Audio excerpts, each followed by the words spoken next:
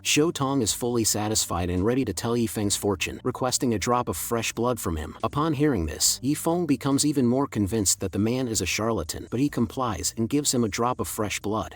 Tong takes it and begins his divination. A mysterious aura envelopes him, and after a moment, an alert appears on Yifeng's system: special force trying to access host's fate. Antivirus function activated. Suddenly, a bolt of heavenly thunder strikes Tong, numbing him. Yifeng is utterly astonished. This guy isn't a fraud after all. He even triggered the system's antivirus function. Impressive. Tong, now with a bald head due to the shock, looks at Yifeng in terror, not knowing what to say. Yifeng also feels extremely awkward, having accidentally scorched the man's hair off. I apologize, senior. It's due to some special circumstances of mine that your soul was severely damaged. Tong reflects on what just happened, puzzled by the overwhelming force that nearly destroyed his soul. He only intended to use the Heavenly Mystery's secret art to see Yifeng's fortunes and misfortunes for the coming month. Yifeng also feels uneasy. He can't disclose the system, so he just attributes it to his special circumstances. Stay away, let me recover first, says Tong. Seeing this, Yifeng pulls out a 9-leaf soul-returning herb. Senior, I happen to have this spiritual herb, which should help you recover. Upon seeing the 9-leaf soul-returning herb, Tong is deeply shocked, but declines Yifeng's offer. This is too precious for me. Better to sell it to a 9th-grade alchemist. He then earnestly warns Yifeng, if you don't have the power to protect yourself, carrying this precious spiritual herb could attract fatal trouble. Yifeng hadn't expected this. Not only does this old charlatan have skills, but he's also a pretty decent person. Since that's the case, I'll give him one as a token of my gratitude. Yifeng then hands over the 9-leaf soul-returning herb to Tong, assuring him that he knows the value of the spiritual herb and that he should just use it without worry. Otherwise, I'll just use it to soak my feet. At this point, Tong accepts the herb and chomps it down in front of Yifeng, much like an old cow grazing. Just then, Yifeng's system rewards him. Due to the host uncovering 2 hidden features, you are specially awarded 10,000 Prodigal points, 100 9-leaf soul-returning herbs, and 100 Heavenly Mysteries secret art enlightenment pills. Yifeng is astonished. These rewards for uncovering hidden features are quite generous. I wonder what other functionalities will yield. And this Heavenly Mysteries secret art enlightenment pill sounds extraordinary. Definitely not the same as the generic enlightenment pills I've encountered before. An hour passes before Tong finishes gnawing down the soul-returning herb, and by now, he's recovered about 90% of his health. If those old guys knew that I ate such a legendary spiritual herb raw, they'd probably beat me to death, he muses. Hearing about the 90% recovery, Yifeng wonders if one soul-returning herb wasn't enough. He then lays out 5 more soul-returning herbs for Tong. Senior, if your soul isn't fully healed yet, please continue eating. Don't be polite. If you don't eat them, I'll just use them to soak my feet. Tong is again shocked by this. You'd actually use such precious items to soak your feet? That's absolutely insane. However, a moment later, the two of them embark on a foot-soaking journey. Yifeng opines, in one's life, if there's enjoyment to be had, one should fully indulge.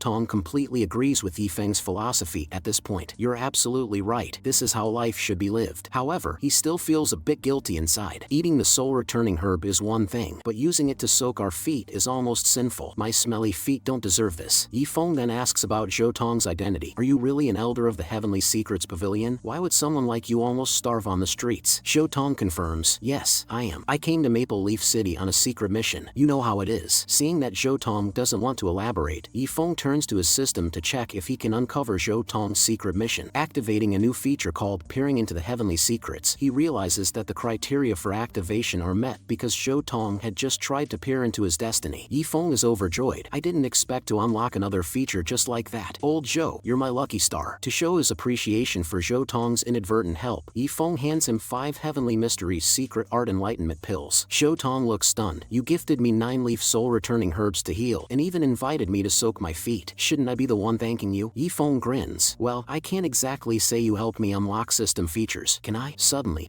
Tong appears shocked as if he's just realized something. What did you call that pill just now? Yifeng explains that the pill is called Heavenly Mysteries secret art enlightenment pill, but laments, unfortunately, it can only facilitate insights into the Heavenly Mysteries secret art. This frustrates Tong. You call that unfortunate? Do you have any idea how profound and difficult to comprehend the Heavenly Mysteries secret art is? You won't even find one practitioner in tens of billions of people. Seeing Tong's reaction, Yifeng offers him one of the pills. Old Zhou, would you like to try one?